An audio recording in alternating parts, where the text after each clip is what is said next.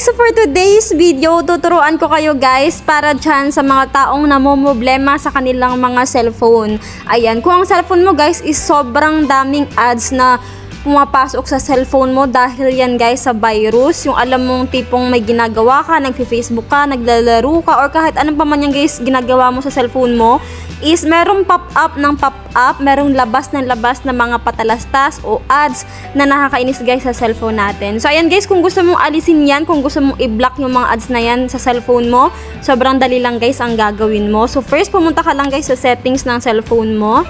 Ayan.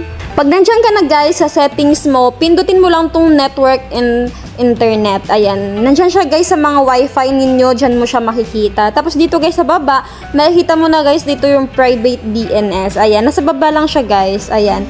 Tapos, ang gagawin mo lang guys, ayan, i-click mo lang tong private DNS provider hostname. Ayan, i-click mo lang yan. Tapos, ayan guys, kung wala pa to sa inyo, ito lang guys, i-type mo lang to, dns.adgar.com. So, make sure guys, na malaking letter yung letter A. Dapat malaking letter yan. Tapos, yung iba na, yung the rest na is maliliit. Tapos, i-save mo lang siya guys. Ganyan lang.